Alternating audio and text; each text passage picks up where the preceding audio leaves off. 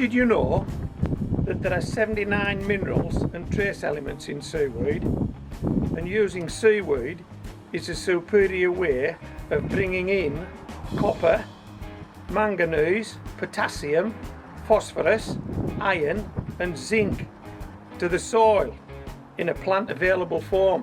Did you know that? Well, I had an inkling, but I didn't know it in that much detail, but I do now because I've seen it on Wikipedia. So I'm bringing that information to you, courtesy of Wikipedia. All that in seaweed, 79 trace elements. So if we can compost this seaweed down, break it down, get it into our soil, then we've delivered 79 trace elements, the possibility of delivering that many trace elements into the soil. Wow, that's got to be good. That's got to pack some punch. This is a video update of a video that I shot a month ago, the beginning of September, as we start to move into autumn in the UK. And we're now in the beginning of November, so we've got one autumn month behind us. And that video, Smallest Compost Pile in the World, in that video we chopped a mix of seaweed and leaves and we sat it on pots, on these buckets, these 10-inch buckets, 10-inch pots, and that was our smallest compost pile in the world. Now before I shoot this update, what I want to do is I want to clip in a very short piece of video now from that original video, and then come back to me and I'll explain what this video is about.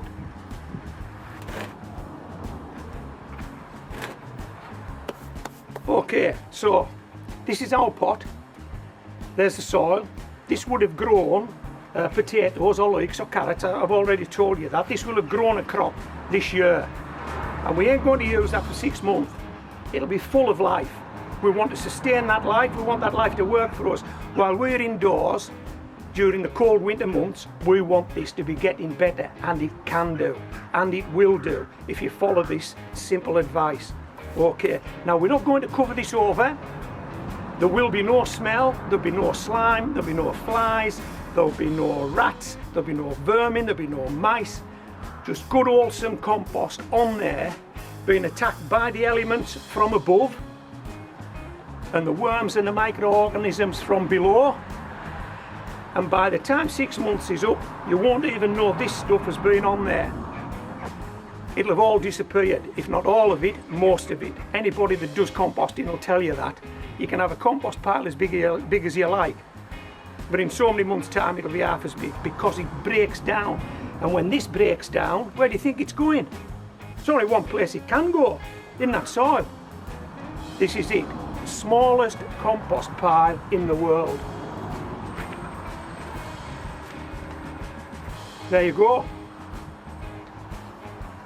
How easy was that? How easy was that? Now this will stand in the garden now for 6 months, and I've got another 40 or 50 pots just like it that'll be covered with compost just like this, small compost piles. This will feed everything that's in that pot, and the elements will help to break it down and push it further and further into that pot, so that by the spring of next year this will be ready to go. And basically what we do then in the spring of next year, we turn this pot out completely, mix it all up, make sure there's a good mix, probably add some fertiliser, bang it in the pot, plant something, bish bash bosh. How good is that? You're going to do this, I know you are. And if you haven't got the seaweed to go with the leaves, grass. If you haven't got the lawnmower or the shredder to chop everything up, garden shears. You've no excuses. You've got to give this a shot. You've got to. Okay, so you saw what I did there. If you want to watch the whole of that original video, I'll put a link in below this video. But okay, what's this about then? Okay, we've been composting now for a month. We're going to compost through autumn and winter. This is winter composting. And in the spring of next year, we're going to grow vegetables in these buckets. Okay, we've already done that this year. We want to inject some goodness back into the soil, and so we built these small compost piles on top of each bucket. And what we said was that in the following 6 months, all of that would probably disappear. Well, check this out, after 1 month. This compost is now nearly 2 inches below the rim of this bucket. Check out where the compost was when I first put it in the buckets. Check this out.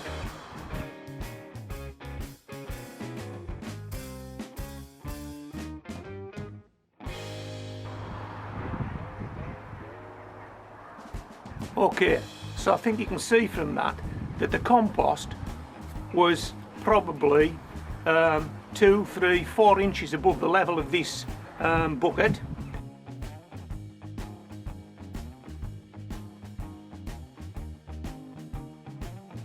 And it was overflowing, and look at it now after 1 month. It's disappearing. Just as we said it would, it's disappearing. And where's it disappearing to? Just as we said it would, into the soil, in the buckets. It's breaking down. Now then, I'm fairly confident that if I left this, within another few months, you wouldn't see any of it.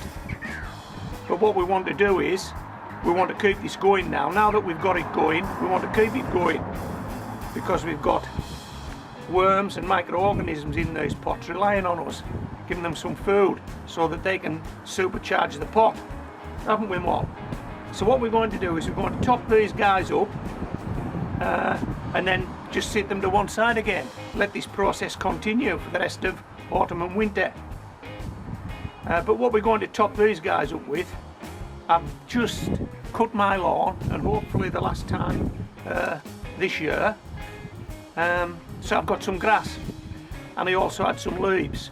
So this time we're going to top these up with a mixture, a chopped mixture of grass and leaves. So we've got the green, we've got the brown, we've got what we want. Let's top these guys up. Excuse me, Molly.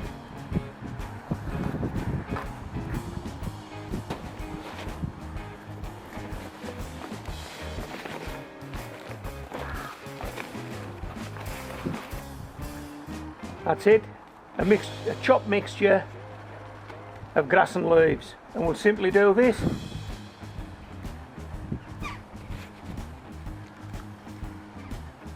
How easy is this?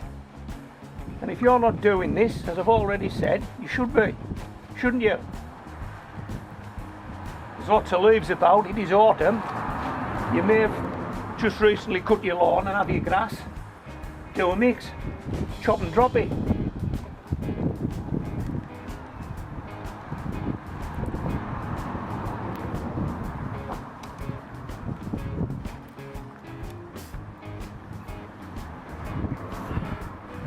Excuse me. Okay, so that's it.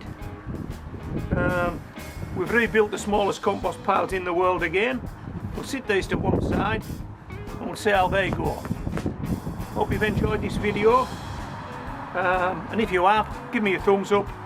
If you haven't subscribed, you might want to, but in any case, communicate, come back to me. We'll talk about composting on pots, composting on buckets, winter composting. Okay, so this is from me and Molly. This is Homegrown Veg, signing out. Good girl, you are a good girl, Mum, aren't you? Yes you are, blimey, you need to be brushed. You do, we'll do that next, we'll give you a good brush. Yes we will. Right, that's it, Mum, come on.